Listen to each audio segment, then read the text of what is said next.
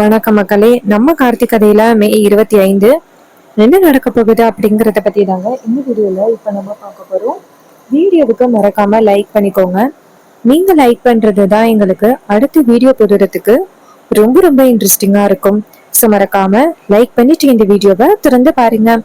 என்ன நடக்குது அப்படின்னு பாத்துக்கிட்டீங்கன்னா, நம்ம ஈஸ்வரி இருக்காங்கல்ல, அவங்க வந்துட்டு இந்த பத்திரிக்கையை கொண்டு போய் நேரா அந்த சேதுபதி கிட்ட காமிக்கணும். அப்பதான் நான் எப்படிப்பட்டவ, என்ன மாதிரி எல்லாம் பிளான் பண்ணுவேன் அப்படின்னு அவங்களுக்கு தெரியும்.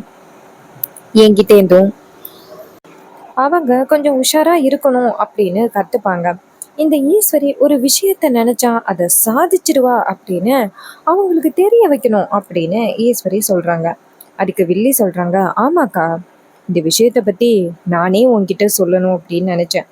அவங்களுக்கு நீ யாரு அப்படின்னு காமிக்கணும்க்கா. அதனால நீ என்ன பண்ற அப்படின்னா, கரெக்டா இந்த பத்திரிக்கையை கொண்டு போய் நேரா அவங்க கிட்ட காமிக்கா அப்படின்ட்டு. அதுக்கு ஈஸ்வரி சொல்றாங்க, அதுக்கு தான் நான் இப்போ போக போறேன் அப்படின்ட்டு நேரா அந்த பத்திரிக்கை எடுத்துக்கிட்டு சேதுபதியோட வீட்டுக்கு கிளம்புறாங்க. அங்க சேதுபதி பரமேஸ்வரி உட்கார்ந்துருக்காங்க. அப்போ ஹீரோ சொல்றாரு, தாத்தா, நீங்க வந்துட்டு இதை பத்தி ரொம்ப கவலைப்பட வேண்டிய அவசியம் இல்லை. நான் கரெக்டா இந்த கும்பாபிஷேகத்தை நல்லபடியா நடத்திடுவேன். அதுவும் மாமாவை கூட்டிட்டு வந்து இந்த கும்பாபிஷேகத்தை சிறப்பா நடத்திடுவேன். என் மேல கொஞ்சம் நம்பிக்கை வைங்க தாத்தா அப்படின்னு. அப்ப தாத்தா சொல்றாரு, பேராண்டி, என்ன இப்படி பேசுற? உன் மேல நம்பிக்கை இல்லாம நான் யாரு மேல என் நம்பிக்கை வைக்க போறேன்? இங்க பாரு, இந்த கும்பாபிஷேகத்தை நீ நல்லபடியாவும் சிறப்பாகவும் நடத்துவ அப்படின்னு எனக்கு தெரியும். உன் மாமனையும் கூட்டிட்டு வந்து கோவில் கும்பாபிஷேகத்தை நடத்திடுவ. அதுல எனக்கு எந்தவித பிரச்சனையும் இல்லை. நீ ஏன் வந்துட்டு நான் சந்தேகப்படுறேன் அப்படின்னு சொல்ற? அப்ப ஹீரோ சொல்றாரு, இல்ல தாத்தா, பஞ்சாயத்துல நீங்க அத்தனை பேருக்கு முன்னாடி சொன்னீங்கல்ல, ஒருவேளை இந்த கும்பாபிஷேகம் நடக்கல அப்படின்னா என்னை நீங்க பார்க்கவே முடியாது அப்படின்னு அத்தனை பேருக்கு முன்னாடி சொன்னீங்கல்ல. அதை வந்து கேட்கும் பொழுது எனக்கு ரொம்பவே கஷ்டமா இருக்கு. தாத்தா என்னடா இப்படி சொல்லிட்டாங்களே அப்படின்னு எனக்கு மனசுக்கு ரொம்ப வேதனையா இருந்துச்சு. அதான் தாத்தா நான் சொன்னேன். அதுக்கு தாத்தா சொல்றாரு, பேராண்டி, நீ அந்த நிலைமைக்கு விட்டுற மாட்டடா. கண்டிப்பா உன் மாமனையும் கூட்டிட்டு வந்து கோவில் கும்பாபிஷேகத்தையும் நடத்துவ. இந்த ஊர் மக்கள் எல்லாரும் பார்க்க தானே போறாங்க. அப்ப பரமேஸ்வரன் சொல்றாங்க, என்னங்க, அந்த கோவில்ல நடந்தது எனக்கு என்னமோ சூழ்ச்சி அப்படின்னு தோணுது. அந்த முத்துவும் சிவனாண்டியும் தான் வந்து எல்லாரையும் ஃபர்ஸ்ட் கூட்டுனாங்க. ஒருவேளை அவனுங்க 2 பேரும் அப்படி பண்ணியிருக்கிறதுக்கு நிறைய வாய்ப்பு இருக்கு. நம்மளை எப்படியாவது அவமானப்படுத்தணும் அப்படின்னு தானே அவனுங்க எதிர்பார்த்து காத்துக்கிட்டு இருக்காங்க. அதனால இந்த கோவில் கும்பாபிஷேகத்தை அவங்க பயன்படுத்துறாங்க. அதே நேரத்துல வெளியில கார் ஒண்ணு வந்து நிக்குது. அப்ப பரமேஸ்வரி சொல்றாங்க, என்னது கார் வந்து நிக்குது, யாருப்பா வீட்டுக்கு வரா அப்படின்னு. அப்ப கீரா சொல்றாரு, தெரியல பாட்டி அப்படின்னு. பார்த்தா ஈஸ்வரி வீட்டுக்குள்ள கையில ஒரு பத்திரிக்கை கவரோட வராங்க. வந்துட்டு ஈஸ்வரி நேரா சேதுபதிய பார்த்து, இங்க பாரு, கோவில் கும்பாபிஷேகம் நடக்கல அப்படின்னா உயிரை விட்டுருவேன் அப்படின்னு சொன்னியாம்ல, ரொம்ப நல்ல முடிவு தான் எடுத்திருக்கேன். எப்படியும் கோவில் கும்பாபிஷேகத்துக்கு என் புருஷனை நான் அனுப்பவே மாட்டேன். அவரு வரல அப்படின்னா இந்த கும்பாபிஷேகம் எப்படி நடக்கும்? இங்க பாரு, நீ உயிரை விட போறது உண்மையாக போகுது. எங்க அம்மா எந்தவித ஒரு தப்பும் பண்ணாம அத்தனை பேருக்கு முன்னாடி உயிர் விட்டாங்கல்ல, அதே மாதிரி உனக்கு நடக்க போகுது. அதை என் கண்ணால பாக்குறதுக்கு நான் வருவேன் அப்படின்னு. அப்ப சேதுபதி வந்துட்டு சொல்றாரு, ஈஸ்வரி, என் பேரா இருக்கான், அவன் கண்டிப்பா இந்த கும்பாபிஷேகத்தை நடத்துவான் அப்படின்னு. அப்ப ஈஸ்வரி சொல்றாங்க, உங்க பிரச்சனை எனக்கு எதுக்கு? உன் பேரனுக்காக தான் நான் இங்க வந்தேன். ஆனா நீ வந்திருக்கிறது கேள்விப்பட்டதோட உனக்கும் பத்திரிக்கை கொடுத்துட்டு போலான்னு வந்தேன். எப்பவுமே குலதெய்வத்துக்கு இந்த பத்திரிக்கையை வச்சு சாமி கும்பிடுறது வழக்கம். உனக்கு இந்த பத்திரிக்கையை நான் கொண்டுட்டு வந்திருக்கேன் அப்படின்னு பத்திரிக்கையை போடுறாங்க. ஹீரோ அந்த பத்திரிக்கையை எடுத்து பாக்குறாரு. பார்த்துட்டு சிரிக்கிறாரு. அப்ப ஈஸ்வரி சொல்றாங்க, இந்த பத்திரிக்கையை பார்த்துட்டு ரொம்ப சந்தோஷப்படுங்க. என் பொண்ணுக்கும் எனக்கு சம்பந்தமான ஒருத்தனுக்கும் நான் கல்யாணம் வச்சிருக்கேன். வந்து வாழ்த்திட்டு போங்க. உங்களால வர முடியாதுல்ல, கோவில் கும்பாபிஷேகத்துல நீங்க எல்லாரும் ரொம்ப பிஸியா இருப்பீங்க. சோ நீங்க எல்லாரும் வர்றது கொஞ்சம் கஷ்டமா தான் இருக்கும். பரவாயில்ல, உங்களுக்கு சாப்பாடு அனுப்பி வைக்கிறேன், நல்லா சாப்பிடுங்க அப்படின்ட்டு. ஹீரோ அந்த பத்திரிக்கையை பார்த்துட்டு சிரிச்சுக்கிட்டே நேரா அவங்க தாத்தாட்ட கொடுத்து, தாத்தா பத்திரிக்கையை பாருங்க, உங்களுக்கு கண்டிப்பா பிடிக்கும் அப்படின்னு. சேதுபதி அந்த பத்திரிக்கையை வாங்கி பாக்குறாரு. பார்த்ததோட அவரும் சிரிக்கிறாரு. அப்போ பரமேஸ்வரி நினைக்கிறாங்க, என்னது ரெண்டு பேருமே பத்திரிக்கையை பார்த்துட்டு சிரிக்கிறாங்க அப்படின்ட்டு பாட்டி அந்த பத்திரிக்கையை வாங்குறாங்க. பத்திரிக்கையை பார்த்ததும் பாட்டி சொல்றாங்க, ஆத்த மகமாய் எப்படியோ ஒரு நல்ல முடிவு தான் கொடுத்துருக்க அப்படின்னு. அப்ப ஈஸ்வரி இத பார்த்துட்டு, என்ன இது, இவங்க எல்லாரும் சேர்ந்து பத்திரிக்கையை பார்த்து சிரிக்கிறாங்க அப்படின்ட்டு. அப்ப ஹீரோ சொல்றாரு, அத்த பத்திரிக்கை ரொம்ப தெளிவாதான் அடிச்சிருக்கீங்க. பத்திரிக்கை ஒரு தடவை அடிக்கும் பொழுது அதுல என்ன இருக்கு அப்படின்னு நீங்க பார்க்க மாட்டீங்களா? ஈஸ்வரி டக்குன்னு பத்திரிக்கையை பிடிங்கி பாக்குறாங்க. பார்த்தா அதுல வந்துட்டு சேதுபதி பரமேஸ்வரியின் பேரன் கார்த்திகேயன் அப்படின்னு இருக்கு. அத பார்த்ததும் செம்ம ஷாக் ஆகுறாங்க ஈஸ்வரி. அப்ப சேதுபதி சொல்றாரு, ஈஸ்வரி இது நம்ம வீட்டு கல்யாணம், அந்த கல்யாணத்துக்கு நாங்க வராமையா இருக்கோம்? நீ கவலைப்படாம போய் ஈஸ்வரி, இந்த கல்யாணத்தை முன்னாடி நின்று நடத்தி வைக்கிறோம் அப்படின்னு. ஈஸ்வரி நேரா ஹீரோவை பார்த்து, ஏய் சூழ்ச்சியை பயன்படுத்தி பத்திரிக்கைய மாத்திருக்கேல்ல. அப்ப ஹீரோ சொல்றாரு, அத்த இந்த பத்திரிக்கை சரியா தப்பா அப்படின்னு பார்க்க வேண்டியது உங்களோட பொறுப்பு. அதை விட்டுட்டு நீங்க ஏன் மேல பழி போடுறீங்க. பத்திரிக்கையை ஃபர்ஸ்ட் ஒழுங்கா பார்த்துட்டு எல்லாருக்கும் கொடுத்துருக்கணும். அதை விட்டுட்டு என் மேல பழி போடுறீங்க அப்படின்னு. அப்போ ஈஸ்வரி சொல்றாங்க, உனக்கு உதவி பண்றதுக்கு வீட்டுல நிறைய பேர் இருக்காங்கல்ல, அதனாலதான் நீ இந்த ஆட்டம் போடுற. எத்தனை நாள் நீ இப்படி ஆட்டம் போடுற அப்படிங்கிறத நானும் பாக்குறேன் அப்படின்ட்டு ஈஸ்வரி அந்த பத்திரிக்கையை தூக்கி வீசிட்டு நேரா சேதுபதியை பார்த்து, இங்க பாரு, உன் பேரன் பண்ற இந்த அராஜகம் எல்லாத்துக்குமே நான் சீக்கிரம் முடிவு கட்டுறேன். அதுக்கு சேதுபதி சொல்றாரு, ஏய் ஈஸ்வரி, என் பேரனை அராஜகம் பண்றான்? என் பேரனுக்கும் பேத்திக்கும் கல்யாணம் நடந்தது தெரிஞ்சும் அவங்களுக்கு நீ புது கல்யாணம் பண்ணி வைக்கணும் அப்படின்னு நீ நினைக்கிற பாரு, நீ பண்றது அராஜகம் இல்லையா? இங்க பாரு, நீ பண்றது ரொம்ப பெரிய தப்பு. அந்த தப்பை சீக்கிரம் திருத்திக்க, அதான் உனக்கு நல்லது அப்படின்னு ஈஸ்வரி சொல்றாங்க. இங்க பாரு, நான் நினைச்ச மாதிரியே குறிச்ச நாள்ல இந்த கல்யாணம் நடக்கும், அதுல எந்த வித மாற்றமும் இல்லை அப்படின்னு சொல்லிட்டு ஈஸ்வரி பயங்கர கோவத்துல இந்த இடத்துல இருந்து கிளம்புறாங்க. இது எல்லாம் பார்த்துட்டு ரொம்பவே வந்துட்டு சேதுபதியும் பரமேஸ்வரியும் வருத்தப்படுறாங்க. சேதுபதி சொல்றாரு, ஐயா என்னையா ஈஸ்வரி இவ்வளோ கோவத்தோட பேசிட்டு போறா? அவ இப்படி இந்த அளவுக்கு கோவத்தோட பேசிட்டு போனா எப்படியா இந்த கல்யாணம் நடக்கும்?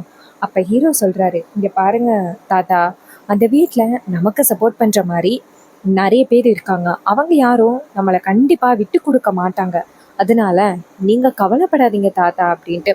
இதை கேட்டதும் அவரும், சரியா பேராண்டி, எனக்கு உன் மேல நம்பிக்கை இருக்கு, நீ எப்படியும் வந்துட்டு ஒரு நல்ல முடிவை கொண்டுட்டு வருவ அப்படின்னு எனக்கு நம்பிக்கை இருக்கியா? அப்ப ஹீரோ சொல்றாரு, சரிங்க தாத்தா அப்படின்னு சொல்லிட்டு அந்த இடத்துல இருந்து கிளம்புறாங்க.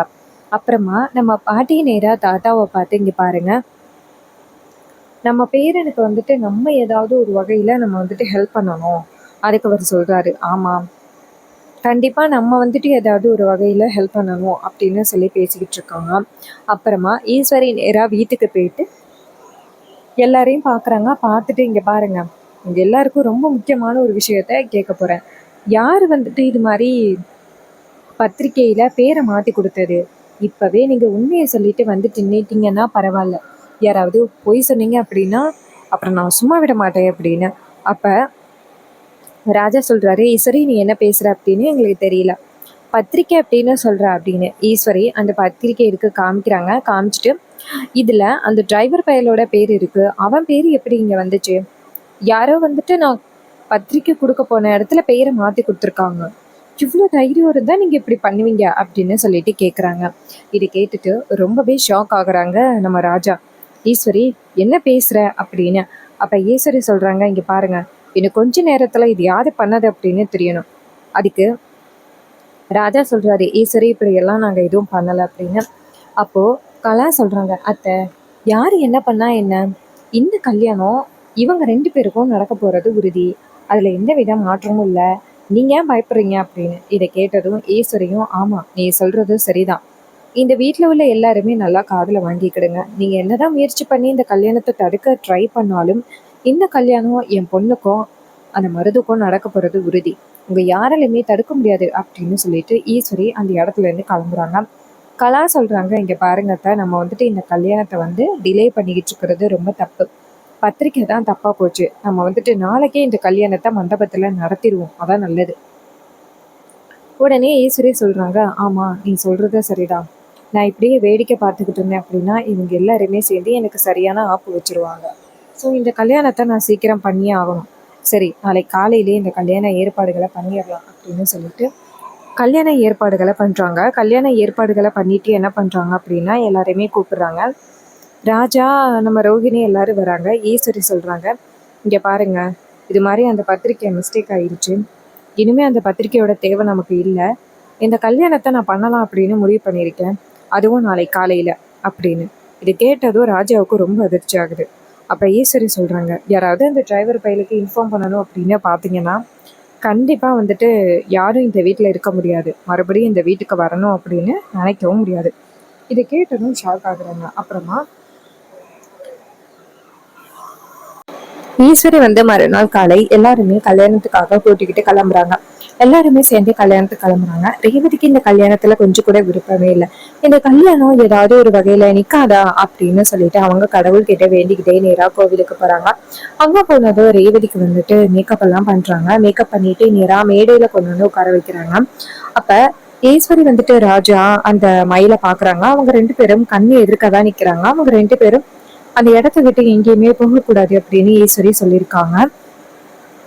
மயிலே நேரா அவங்க ராஜா கிட்ட, மாமா இந்த விஷயத்தை பத்தி மாப்பிள்ளை கிட்ட சீக்கிரம் சொல்லணுமே, மாப்பிள்ளை எப்படி சொல்றது அவர்கிட்ட அப்படின்ட்டு ராஜா சொல்றாரு.